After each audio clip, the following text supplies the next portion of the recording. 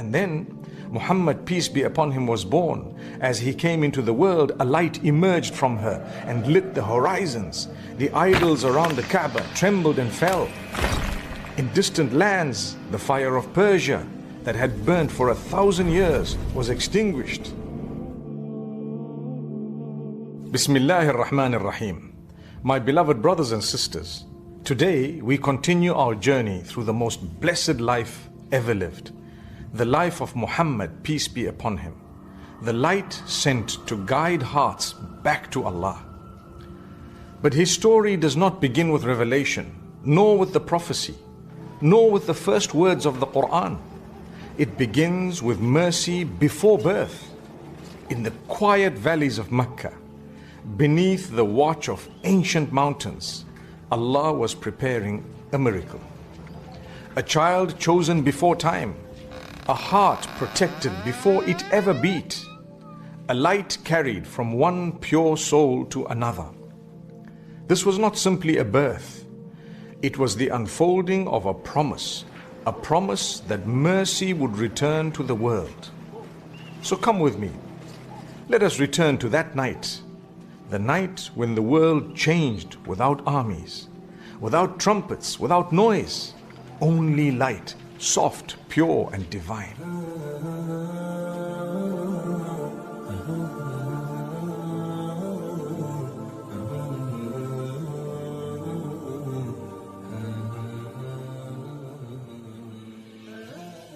In the sacred city of Makkah, between the mountains that touch the sky, Allah's decree was unfolding with perfect harmony.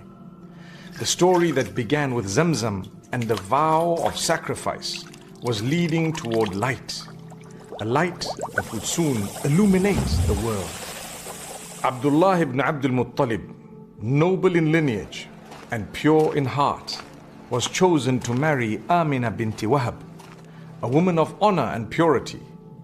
When they were wed, the light of prophethood shone within him, and when he came to her, that light was transferred to her womb, a light that would soon bring mercy to mankind. Not long after Abdullah set out on a journey to trade in the land of Asham, on his way back, he fell ill in the town of Yathrib, what would later become al-Madinah. And there, his soul returned to his Lord. Āminah was left a widow, carrying in her womb the most honored child creation would ever know. She would often feel that light move within her and dream of a brilliance that reached the palaces of Busra in Syria. In her dream, a voice said, "You carry the master of this nation." It was the 12th night of Rabi' al-Awwal. The skies over Makkah were calm, the stars gleaming like pearls. Āminah felt the moment arrive. There was no pain like other women's pain, rather a peace, a stillness.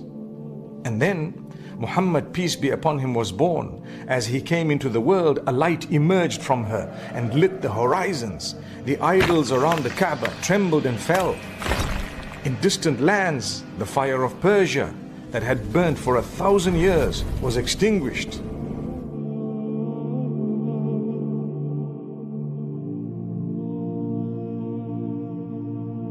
His mother saw his face glowing like the moon and heard his voice say, "May Allah have mercy on you. O Āminah, the Lord of all worlds has blessed you with the leader of humanity." When his grandfather Abdul-Muṭṭalib heard the news, he hurried to her home. His heart trembling with joy, he lifted the child, pressed him to his chest, and entered the Kaaba, raising him toward the sky in gratitude. "I name him Muhammad," he said, "so that he will be praised in the heavens and the earth." Āminah nursed him for a few days and then sought a wet nurse from the tribes of Banū Sa, who came to Makkah in search of infants to raise among the desert air. Among them was Ḥalīmah as-Sa'diyah, whose family suffered from drought and hunger. Her donkey was weak, Her she-camel gave no milk, and her own child cried from thirst. Every other mother found a child to nurse except her. None wished to take an orphan. She said to her husband, "By Allah, I will take that orphan boy, for perhaps Allah will bless." From the moment she held him, blessings poured upon them. Her breast overflowed with milk. Her camel gave in abundance, and the wind seemed softer upon their path. The weak donkey that lagged behind now outran the other beasts in the caravan. Her husband looked at her and said, "Ḥalīmah, this child has brought us a blessed fortune." Back in the valley of Banū Sa, the barakah only grew. The flocks multiplied, the land revived, and every heart around the child found peace. He grew strong and beautiful, and wherever he crawled, light seemed to follow him.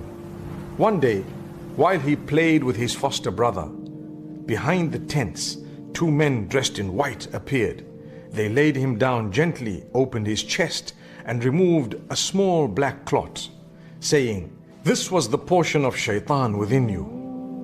They then washed the heart with the water of Zamzam. As the angels purified his heart, the words of Allah would later echo that moment of purity. قَدْ أَفْلَحَ مَنْ زَكَّاهَا وَقَدْ خَابَ مَنْ دَسَّاهَا. Successful indeed is the one who purifies the soul, and doomed is the one who corrupts it. Surah Al-Shams. When the children ran to Ḥalīmah crying, "Muhammad has been killed," she raced out in fear and found him pale but unharmed. She held him close, tears in her eyes, and said, "My son, what happened?" He replied softly, "Two men came to me, opened my chest, and purified my heart." She and her husband knew this was no ordinary child. Fearing harm, she returned him to his mother in Makkah. Āminah welcomed her son with joy, and they lived peacefully for a time. When he was 6 years old, she took him to Yathrib. On the way back, she fell ill at a place called al-Abwa. With gentle hands, she held her child close and whispered, "Every living soul shall taste death, but Allah will never forsake you." And there she passed away, leaving the boy in the care of her servant, Ayman.